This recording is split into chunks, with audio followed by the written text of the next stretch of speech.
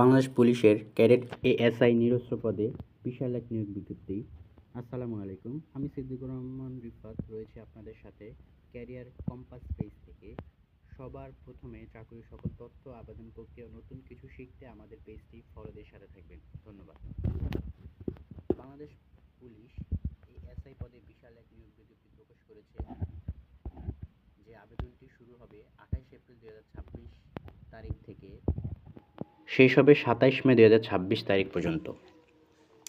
আমরা এই ভিডিওতে বিস্তারিত আলোচনা করব আবেদন করতে কী কী প্রয়োজন, শিক্ষাগত যোগ্যতা, উচ্চতা, বয়স এবং যা যা প্রয়োজন সেই সম্পর্কে সকল বিষয়ে আলোচনা করা হবে।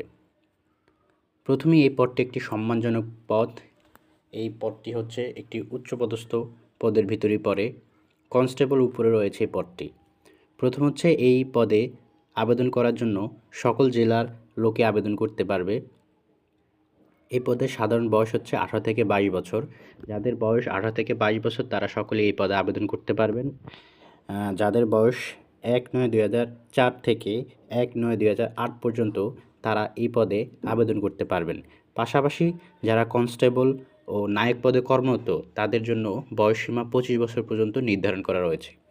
এই পদে আবেদন করতে হলে আপনাকে এইচএসসি, কমপক্ষে এইচএসসি পাস হতে হবে। এই পদে আবেদন করার জন্য কমপক্ষে আপনাকে এইচএসসি পাস হতে হবে এবং এসএসসিতে ও এইচএসসিতে কমপক্ষে 3.50 পেতে হবে।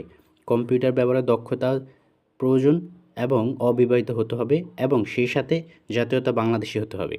উচ্চতা, পুরুষদের জন্য উচ্চতা হচ্ছে 5 ফুট 6 ইঞ্চি। আপনার স্বাভাবিক বুকের মাপ হবে 34। ওজন হচ্ছে আপনার বয়স অনুযায়ী। নারীদের জন্য উচ্চতা হচ্ছে 5 ফুট 4 আর হচ্ছে আপনাদের বুকের মাপ এটা প্রয়োজন নেই। অনলাইন আবেদন নিয়মাবলী।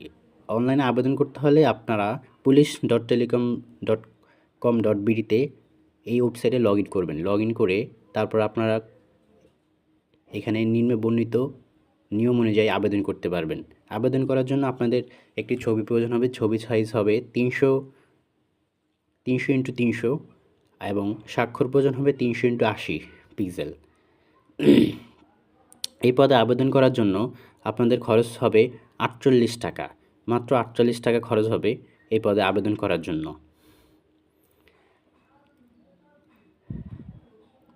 এই পদে আবেদন করতে হলে আবেদন করার পর আপনাদের মেসেজ দিয়ে জানিয়ে দেওয়া হবে কবে কোথায় পরীক্ষা হবে। পাশাপাশি এই পদে আবেদন করার পর এইসব জিনিসপত্রগুলো প্রয়োজন হবে আপনাদের: অ্যাডমিট কার্ড, শিক্ষাগত যোগ্যতা সনদপত্র, সর্বশেষ শিক্ষা প্রতিষ্ঠান প্রধান কর্তৃক, জেলার স্থায়ী বাসিন্দা কর্তৃক সনদ, অনলাইন থেকে ডাউনলোড প্রার্থী ইন্ডেমনিটি ঘোষণাপত্র, জাতীয় পরিচয়পত্র সহকারে এইসব কাগজপত্রগুলো প্রয়োজন হবে। এছাড়াও আপনাদের কত মার্কে পরীক্ষা হবে তার একটি বিস্তারিত পূর্ণ মানবন্টন দেওয়া হয়েছে। ইংরেজি বাংলা মিলে হবে 100 মার্কে, সাধারণ জ্ঞান ও গণিত হবে 100 মার্ক, মনস্তত্ত্ব হবে 50 মার্ক। টোটাল আপনাদের পরীক্ষা এরকম মার্ক ভিত্তিক হবে। কম্পিউটার দক্ষতার উপর পরীক্ষা হবে, বুদ্ধিমত্তা মৌখিক পরীক্ষা গ্রহণ করা হবে, স্বাস্থ্য পরীক্ষা গ্রহণ করা হবে। এই পদে আপনার চাকরি হলে আপনারা অনেক ধরনের সুযোগ সুবিধা পেয়ে থাকবেন।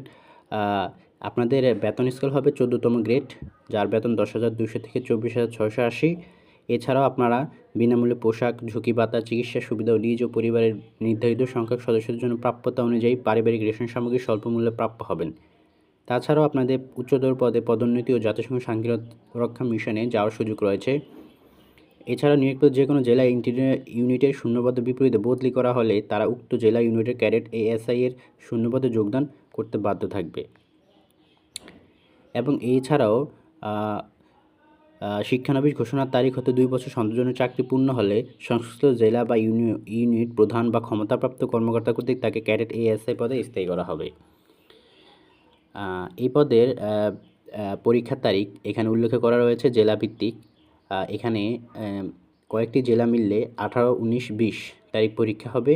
তারপরে কয়েকটি জেলা মিলে 21, 22, 23 পরীক্ষা হবে এবং কয়েকটি জেলা মিলে 24, 25, 26 এরকম করে 27, 28, 29 কয়েকটি জেলা ভাগ করে দেওয়া আছে। আপনারা এই সার্কুলারটি অনলাইন থেকে দেখে নেবেন, দেখে বিস্তারিত পড়ে নেবেন। মোটামুটি তো সবই আপনাদের জানা হয়ে গেছে। যদি কিছু জানার থাকে অবশ্যই কমেন্ট বক্সে জানাবেন, সঠিক তথ্য দেওয়া হবে। ধন্যবাদ।